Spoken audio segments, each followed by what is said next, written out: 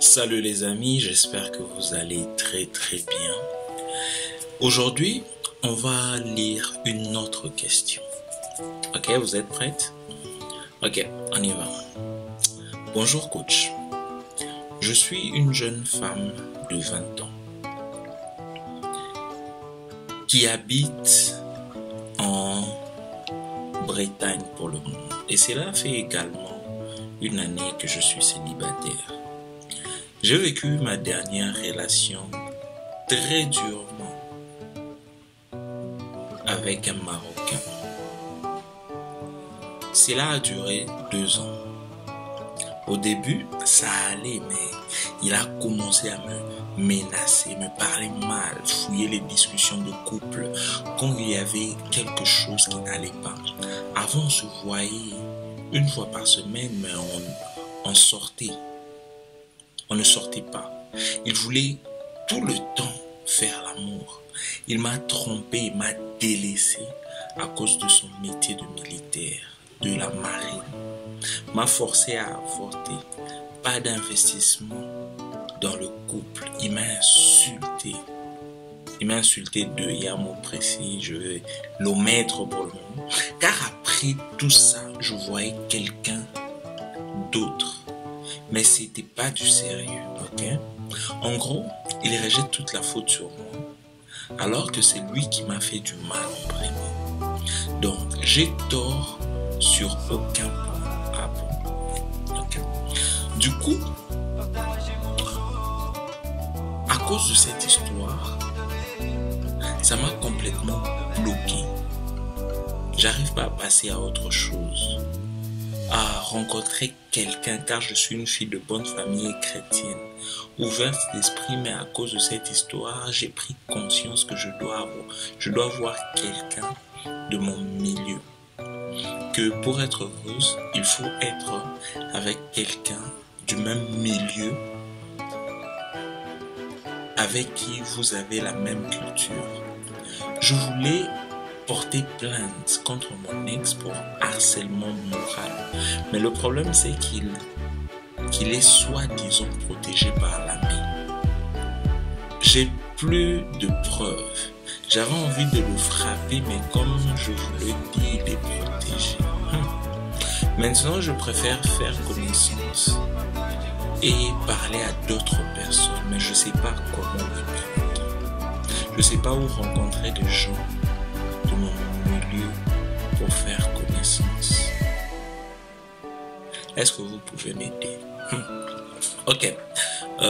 Évidemment, je lis les messages comme vous l'avez envoyé. J'ai fait un effort pour garder l'esprit du message de base. Mais voilà. Mes chères sœurs, ma sœur, écoute très bien. Tu es une femme leader, entreprenante, une femme forte, une femme puissante. Si tu penses vraiment que tu l'es, eh bien, tu dois commencer à te comporter comme cela. Tu ne peux pas juste dire que tu es une femme forte, mais tu te comportes comme la personne la plus faible du monde. Quand je dis femme forte, ça ne veut pas dire une femme qui ne pleure pas. La force, c'est pleurer. La force, c'est avoir des sentiments et les sentir, même quand ça fait mal. Mais rejeter la faute, c'est pas ça la force. Quand tu dis c'est sa faute, c'est pas moi, c'est... Non, ça passe pas. Une femme forte, c'est prendre ses responsabilités. Moi, je préférerais que tu me dises, j'ai fait cela exprès parce que je me suis senti vexé, que de dire, je fais cela parce que c'est ta faute. Ça n'a aucun sens. Ça, c'est le premier élément. Le deuxième élément, c'est que tu dois comprendre qu'il y a eu un souci. Il y a eu un problème qui n'a pas été résolu. Il t'a fait faire avorter, entre guillemets, comme tu l'as dit. Il t'a insulté, il t'a mis mal à l'aise, il t'a mal parlé, il t'a grondé et tout ça. Ma chère, pourquoi est-ce que tu ne l'avais pas simplement quitté? Est-ce qu'il ne voulait pas que tu quittes? Est-ce qu'il ne voulait pas que tu le quittes? Ou c'était quoi le problème? Mais non, tu as un problème, tu n'arrives pas à rencontrer d'autres personnes et tu te sens bloqué quelque part. Ok? Ça, c'est très compréhensible. Premièrement, pour plusieurs raisons. Premièrement, parce que en Bretagne, c'est vrai que dans certains milieux, ça peut être difficile de rencontrer de nouvelles personnes. C'est commun pour beaucoup d'endroits en Europe.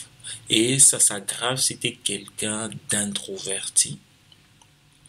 Mais non, moi je pense pas que le plus important, c'est directement rencontrer d'autres personnes. Je pense que le plus important ici, le plus important maintenant, c'est d'abord de commencer à comprendre ce qui s'est passé. Parce que le blocage, c'est pas parce que tu ne peux pas rencontrer d'autres personnes. Je pense que le blocage que tu ressens intérieurement, c'est dû au simple fait que tu as un malaise interne. Tu te reproches peut-être de quelque chose intérieurement. Tu vois, en fait, le problème, c'est quoi? Quand tu rejettes la responsabilité à l'autre, toi, tu te dis, c'est pas de ta faute, mais tu as du mal à avancer. Ça devient compliqué. Ce que je pourrais te demander, c'est essayer de voir un peu si tu peux accepter ta part de responsabilité. C'est quoi ta part de responsabilité dans tout ce qui s'est passé? Peut-être que tu aurais fait un effort pour le pousser à plus communiquer. Parce que tu dois te rappeler. C'est vrai, je vois que tu as 20 ans, tu es encore jeune. Mais tu dois te rappeler, tu dois comprendre que dans un couple, il y a une dynamique. Et on est là dans un couple pour s'entre-soutenir, s'entraider et surtout évoluer ensemble. Si l'une des personnes est en train de bloquer, c'est le rôle, le devoir de l'autre de l'aider à avancer, de l'aider à aller de l'avant. Ok? Tu es une fille de bonne famille, tu as dit que tu es une fille chrétienne, c'est qui est bien. Mais ça, c'est évidemment comment est-ce que toi tu te vois intérieurement. Mais pourquoi tu l'as trompé? Tu ne devrais pas, prochainement, ne fais pas cela. Parce que prochainement, si tu veux quelque chose, tu dois être assez forte pour dire non, je ne veux plus de ceci. Cette relation n'est pas une relation en bonne santé, ça ne m'aide pas à m'épanouir et j'arrête avec cela. Okay? Je suis sûr qu'il y a beaucoup de nos sœurs musulmanes et autres qui sont en train de nous suivre. Ce conseil-là s'applique pour vous aussi. Quand vous êtes dans une relation et que vous voyez que cette relation, c'est une relation, comme je l'appelle, une relation maladive, une relation chroniquement malade, et que vous êtes certain, vous ressentez, parce que la différence entre la femme et l'homme à un certain degré, c'est que la femme a une intuition un peu plus poussée. C'est-à-dire, quand cette chose-là ne va pas marcher, la femme peut le ressentir déjà de loin. Genre cette relation ici. Mais curieusement, beaucoup de femmes, ce qu'elles font, c'est elles avancent quand même. Elles avancent quand même au lieu de s'arrêter pendant un moment. Donc, c'est que moi, je te conseille ici déjà de faire un examen de conscience. Prends même un papier et un bic. Essaie de voir c'est quoi quand même les qualités de la personne. Parce que tu es avec la personne, tu es en train de parler seulement de ses défauts. Si tu ne parles que de ses défauts, si tu as seulement à l'esprit ses défauts, ça veut dire qu'il n'y a pas d'équilibre. Il y a une forme de rancune. C'est même peut-être ça qui ne t'aide pas à avancer parce que tu as une forme de rancune. Ok? Ça me rappelle une jeune demoiselle qui était venue me voir pour que je l'aide. Elle est née, au fait pour elle, les hommes, c'est pratiquement de la merde, si je peux me permettre le terme. Les hommes, c'est des chiens, c'est rien, ainsi de suite. On se met à parler parce qu'il fallait qu'elle commence à grandir, il fallait qu'elle trouve une forme d'équilibre dans sa relation de couple. Et ce qu'on a découvert, c'était quoi? Ce qu'on a découvert, c'est que j'appelle ça tension, cette tension, les hommes c'est rien, les hommes c'est ceci, c'était dû au fait que, dans ce cas-là précis, que son père avait quitté sa mère très tôt, elle était très jeune, et elle a vu sa mère se battre toute seule pour l'aider à survivre, pour la soutenir, elle et ses frères, et ainsi de suite. Et cette position-là a créé une forme de rancune en elle. Et ce souvenir-là, troublant, ce souvenir-là, déchirant de son père qui n'était pas là pour soutenir sa mère, elle a gardé ça en elle et inconsciemment, elle est en train de transposer ça, mettre ça sur tous les hommes. Par conséquent, les hommes c'est ceci, les hommes c'est cela.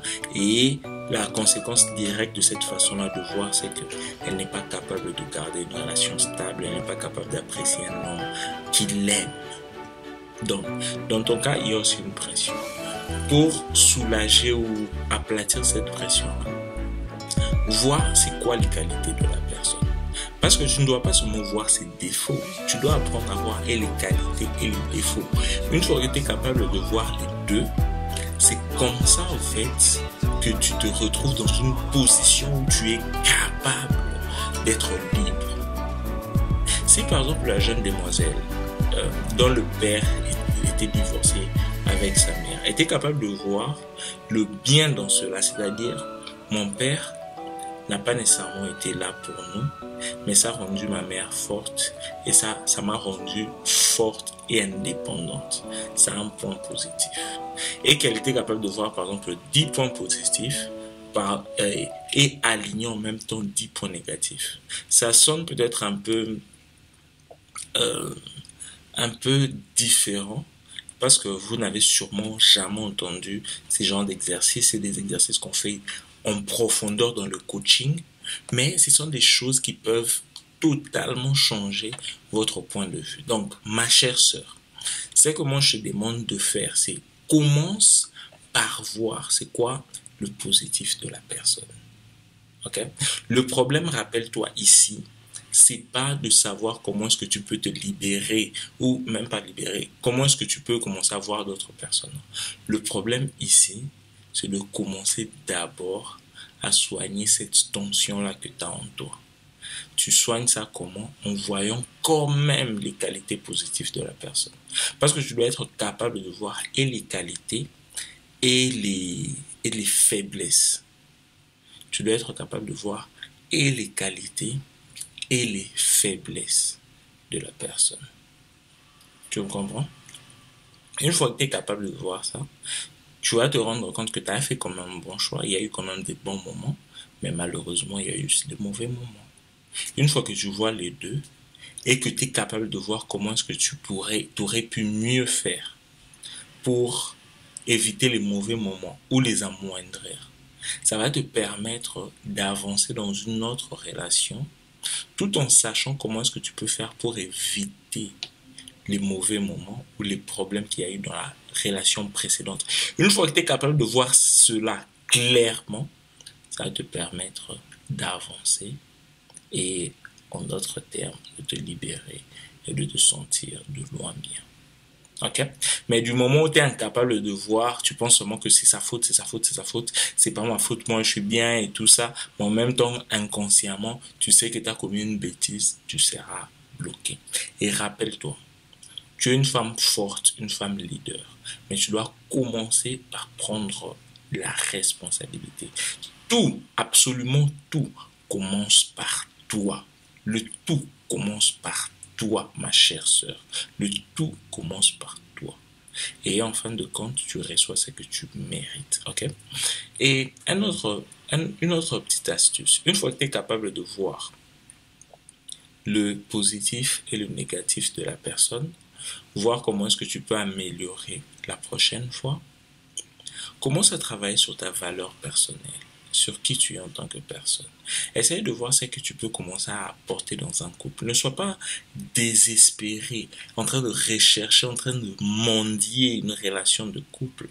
C'est pas la bonne stratégie. La bonne stratégie, c'est travailler sur toi tellement, être à l'aise avec toi-même tellement, et apprendre à être à l'aise seul. Une fois que tu atteins cela, tu ne vas plus commencer à rechercher le couple ou les hommes. C'est par contre eux qui vont se mettre à te chasser, à te pourchasser, à te suivre et à essayer de te courtiser. Parce que tu vas commencer à attirer comme un aimant attire le métal. Ok, J'espère que tu as aimé ce numéro, j'espère que ça t'a aidé à avancer. Si tu as des questions, tu peux continuer à les poser. Envoie-les-moi dans mon inbox, soit sur le website de gracentsaman.com, soit sur Facebook et sur tous les autres réseaux sociaux. Ma chère, je t'aime et je t'apprécie. Tu as de la valeur, tu es une femme de valeur, une femme forte, une femme leader, une femme entreprenante, une femme d'influence. Commence à agir en tant que tel. Bonne journée.